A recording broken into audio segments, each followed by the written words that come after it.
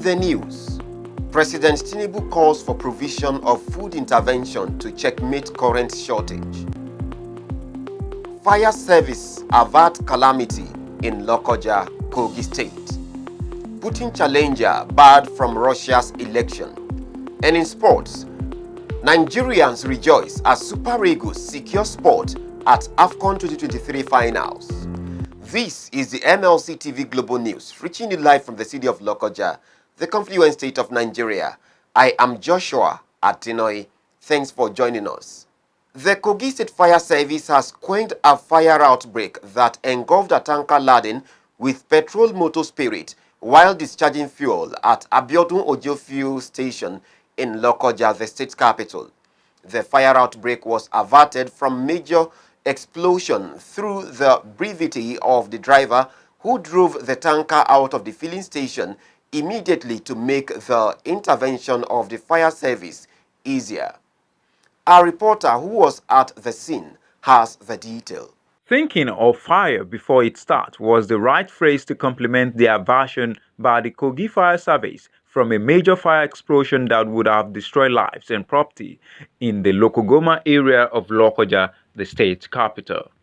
The State Security Advisor, Kogi State, Commander Jerry Omodara, in a quick response by the government of the Kogi State, was on ground to ensure order as the fire was quenched. He commended the driver's bravery and fire service expertise to extinguish the fire in quick time. As far as Kogi State is concerned, we were mobilized here. I was called, my office was called, other security agencies were called, the fire service, which Alayi Abelo have been able to put in order. They have two beautiful brand new fire service. Came in handy. This will have caused serious disaster in the state. But we are happy today that the response was swift and you can see that the fire was put under control. And today we are seeing action in practice, and that is what has happened. One thing we must also emphasize is that the bravery of the driver. It happened right inside the filling station. The driver saw the calamity, the destruction that was going to happen. He risked his own life. He drove it out to a major road, which also enabled the Kogi State Fire Service to work. We must commend him. We must commend the fire service for their very prompt response. And you know one good thing they did here? They localized the fire. By what? By ensuring that they use foam, which is readily available for this type of fire. That is professionally. We must commend them. We have precautions. Petrol stations, they are steps. They are procedures. When they come, the discharge of the fuel. But you know, accident can happen. I know the station have been operating for years and they have never had this, which was accident. And in that accident, I think we need to commend that they have been able to do work for years. But now they have an accident today. But the state that's supposed to respond was also able to respond quickly to put up the fire. He refuted the assertion that it was not a fire explosion, but an outbreak caused by an accident which was put under control by the fire service. Let me correct the impression that there was explosion. Okay, sir. There was no explosion. There was accident. There was fire outbreak. The driver who drove out the truck away from the filling station said he took the risk to protect lives and properties around the area.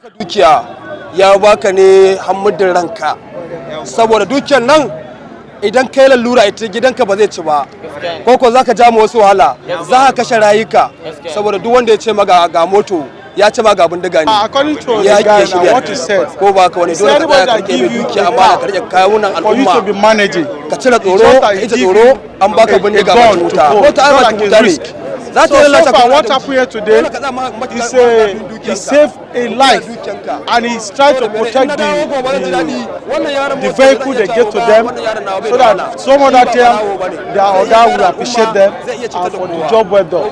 So that's why when this thing happened, they try to rescue the people and even the entire neighborhood If not for the risk he took, the whole thing will gone down. While an eyewitness, Shehu Usman, said the cause of the fire was unknown. However, the driver he called to help drove the truck took a risk to save lives in the vicinity. No casualties, no life. But when this was catching fire, nobody knew how the fire come to exist. But immediately when the fire was catching, one of the driver's boy got burned. They rushed into hospital. When the car was burning, the driver of the tanker cannot push the truck out. I get to go and bring the Hausa boy to pull out the tanker down to the roadside. But I thank God he has tried his best. A quick response after 30 minutes before you see the fighter. But they tried their best and quenched the tanker. Acting Director Kogi State Fire Service, Salau Uzigi Umar, stated the cause of the fire, the challenges faced in the course of putting out the fire, and advised drivers to put all cautionary tips in practice, most importantly because of the Harmattan. This tanker you see over there was discharging fuel at Abiodun petrol station. They started calling us. We turned out, we met it on fire, and we were able to put it under control. We responded immediately. We received the call. You have to put everything into consideration. The size of vehicle on the road condition itself, and so on. We are coming for safety. There's no need for us to just pick speed and collide with another vehicle. So that one is not correct because they don't know how we operate. This vehicle must have traveled over a long distance, and it's already hot. Under normal circumstances, when it is about to discharge, it has to wait, and the vehicle will cool down before they discharge. But nobody practice that one here. Immediately they come, they want to get the content into their manhole because they want to quickly turn over. They just want to sell, and so in the process, it can catch fire. You just need to remove one iron. If you drop, bam, you know it is the vapor that burns. The heat, all that time has already built the vapor. So once there's a little spark, it will catch fire. Therefore, all the cautionary teaching in driving, you should put it in place. Don't just overspeed. Don't make a wrong overtaking. And when you go to anywhere, if you make fire, for those who smoke cigarettes, if you throw away the butt of your cigarette, ensure that you put it off. Make sure that it's off. And if you go for picnic and so on and you make a fire, make sure that you extinguish it before you leave it there during Harmattan because it is not only within the town that fire burns, even in the bush, and a lot of damage will be done there to life, to animals. All effort to talk to Abiodun Ojo filling station management was abortive at the time of reporting. I am Abiodun Sadiq, reporting for MLC. In his bid to checkmate the shortage of food in the country, President Bola Tinubu has directed that a food intervention should be provided. The Minister of Information and National Orientation, Mohammed Idris, made this known at the State House after a meeting of the Presidential Committee on Emergency Food Intervention convened by the Chief of Staff to the President, Femi Gbajabiamila, in Abuja. The gathering is coming against the backdrop of protests in some parts of the country over the rising cost of food and living. Demonstrations had broken out in Niger and Kano states, prompting calls for urgent action to arrest the skyrocketing prices of essential food items. Idris indicated that the government is concerned about what Nigerians are going through and is taking steps to ensure they get some relief. The meeting had in attendance the Minister of Agriculture, Abubakar Kyari, Minister of State for Agriculture, Sabi Abdullahi, Minister of Budget and Planning, Atiku Bagudu, National Security Advisor, Nuhu Ribadu, and the Governor of the Central Bank of Nigeria, CBN, Yemi Cardoso, among others. The Nigerian Senate has assured that the eagerly anticipated population and housing census scheduled for November 2024 will take place as planned.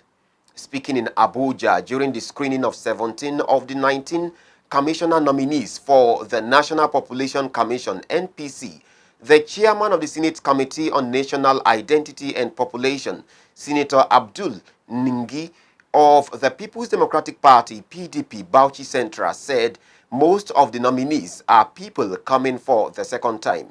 The immediate past administration of former President Muhammadu Buhari had planned to conduct another census in 2022, but the program was later moved to 2023 as the exercise was suspended indefinitely by Buhari few days before leaving office, saying he would allow President Bola Tinubu to announce new dates for the head count.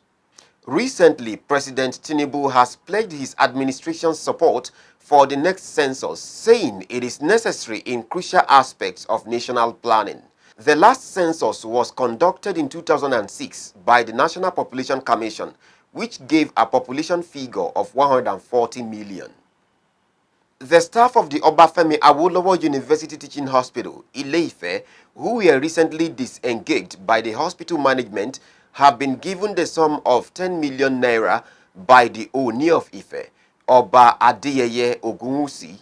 The monarch also gave the workers who had been protesting their disengagement 1,000 bags of rice. Oba Ogunwusi said the move was to ameliorate the workers' sufferings occasioned by the non-payment of their 11-month salaries. The Ooni of Ife, who announced the donation while addressing the angry youth who occupied his Ile-Oòduà Palace, assured them that he is currently working with relevant stakeholders, including the Federal Ministry of Health, among others, to resolve the crisis. Speaking on behalf of the disengaged workers, Samson Falokpe appreciated the Ooni of Ife for his kind gesture. We go on a break now. We'll be back shortly. It's new, fresh and hygienic. It's UMZI Soya Vegetable Oil. UMZI Soya Vegetable Oil is hygienically processed to nourish our bodies. Contains the most needed nutrients for healthy living. UMZI Soya Oil has omega-6, iron, zinc, and vitamins E and K, among others, that help to maintain cholesterol levels, strengthen the immune system, healthy bones, improve skin health, and many more. It does not foam, fume, or congeal. It is a refined cooking oil for consumers, retailers, and wholesalers. To buy UMZI Soya Oil, quickly go to UMZI Soya Vegetable Oil Station along Shetima Barracks Road beside Otokiti Estate Gate. With UMZI Soya Vegetable Oil, you and your family are more healthy and stronger. For more information, please call 0706 7213 4171 or 0806 058 0048. UMZI Soya Vegetable Oil, satisfying customers at a reduced cost. Buy UMZI Soya Vegetable Oil today and thank me later. UMZI Soya Oil, the best option for high heat cooking with health benefits.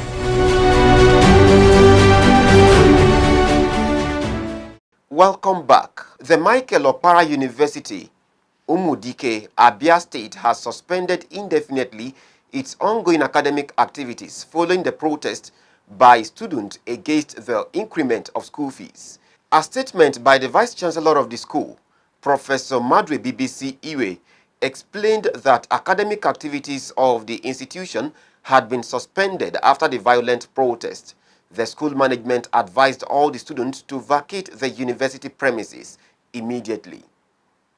The wife of Ebonyi State Governor Mary Madeleine Uzamaka Nwefuru says her foundation, Better Health for Rural Women, Children and Internally Displaced Persons, BERWO, will work with a comprehensive approach to eradicate female genital mutilation in the state. The governor's wife stated this in a message to the commemoration of the 2024 International Day of Zero Tolerance for FGM with the theme, Her Voice, Her Future, in Abakaliki, Ebonyi State Capital. The governor's wife, who was represented by the Commissioner for Women Affairs and Social Development, Felicia Wakuma, called on religious leaders, civil society organizations, women groups, and other relevant bodies to show commitment in the fight against female genital mutilation and cutting.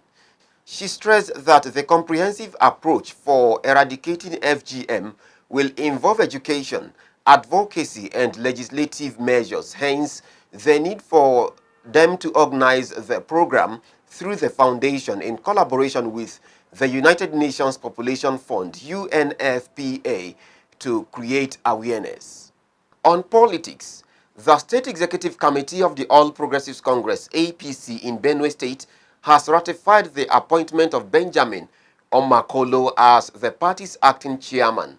Omakolo's appointment was announced at a meeting which was held at the old banquet hall of the government house and was presided over by the state governor, Reverend Father Yacint Alia.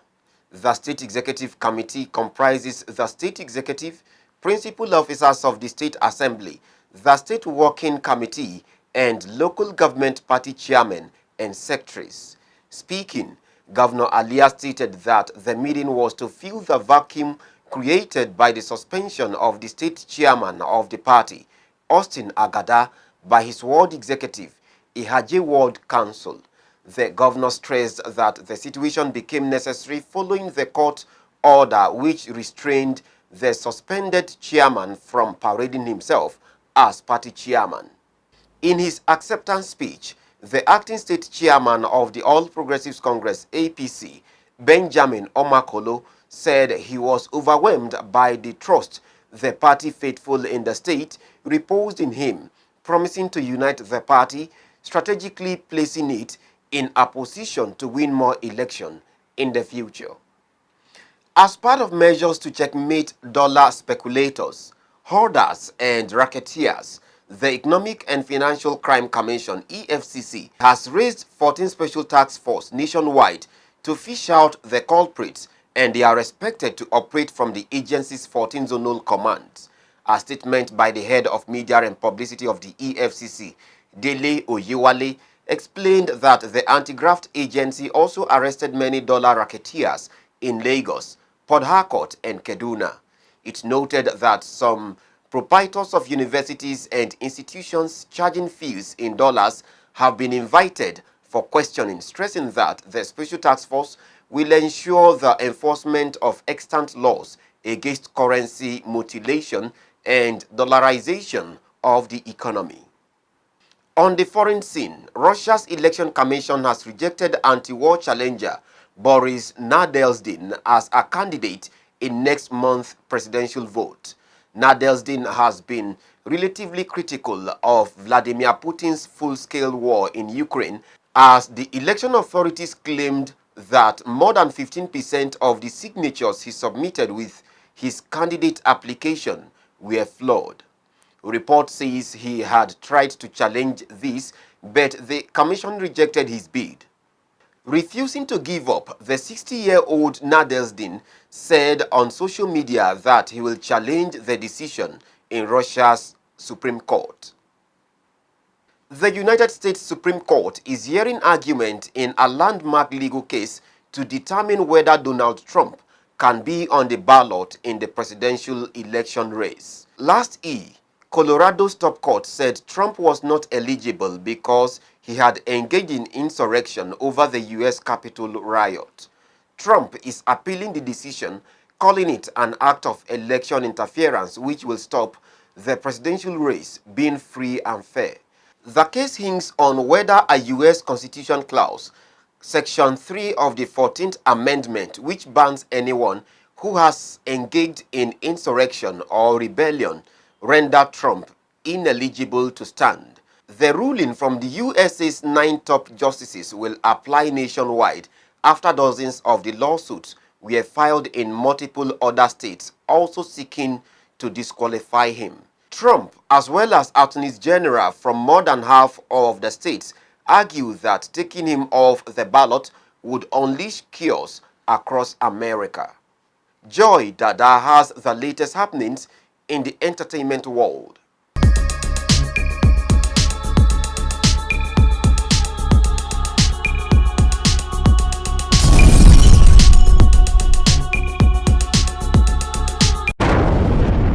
Welcome to today's segment on our entertainment world. It's your girl Joy Dada. Nollywood actor Kanayo has advised Nigerian parents to look into their children's source of wealth to avoid dying young.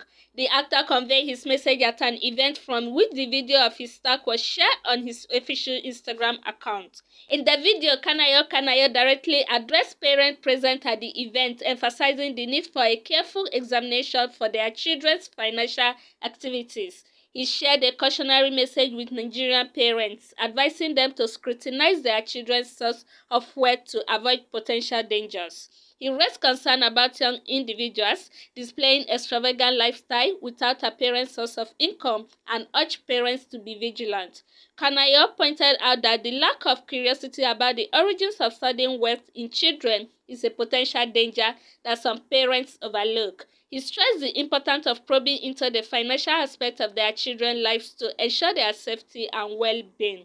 The actor expressed concern about situations where individuals who are not engaged in visible work come into possession of significant assets. 24-time Grammy winner Kanye West is set to release a new album in 2024, Vultures, in collaboration with T.Y. Dolla $ign. With the 3 installments of his new album set to be released in the coming weeks, with the first on February 9, Kanye West has posted a possible touring lineup on his Instagram story. The post highlighted a short list of different cities around the world, with Cairo, Egypt, Nairobi, Kenya, and Lagos, Nigeria being the only African cities. The possibility of Kanye West performing in Lagos has excited fans who will be eager to see one of the most decorated and best-selling rappers of all time perform in the Afrobeats capital. Should Kanye West make a stop in Lagos as part of his 2024 tour, it will be the second time he's performed in Lagos. Kanye West was part of the international artist lineup at the 2007 Megastar Jam. Kanye West has also previously interacted with Nigerian music. He famously signed the band to his label Good Music in 2011 before going to appear on the Scapegoat remix. Veteran actress Ete Epe celebrated her contributions to the Nigerian entertainment industry, passed away on Wednesday in Lagos State after battling cancer. Epe gained prominence for her portrayal of Segi in the acclaimed sitcom Bassey and Company, where aired on the Nigerian Television Authority under the direction of Kensaro Wiwa. Her talent and versatility shone through in various productions, including Amaka Igwe's Forever and Sons of the Caliphate. The sad news of her demise was conveyed by Dr. Shaibu Hussaini, the Director General of the National Film and Video Census Board, in a belated Facebook post. And that is all on our entertainment today. Thanks for joining me. It's your girl, Joy Dada, reporting for MLC TV.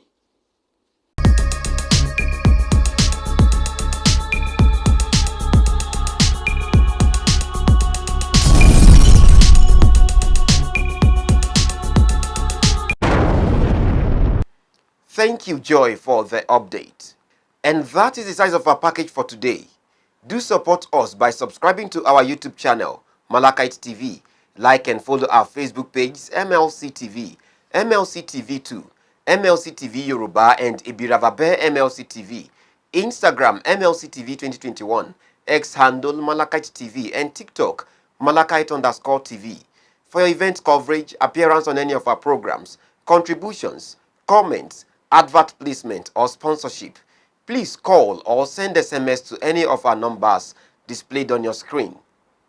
Join Malakite TV online on weekends to watch our various programs. Saturday 7 p.m. Political Arena, Sunday 6 p.m. Women's World, and Monday 9 a.m. The Opinion. It's Malakite TV, reaching everywhere, informing everyone. I am Joshua Adinoy, saying continue to be a brother's keeper to build a happier and better society together. Thanks for watching.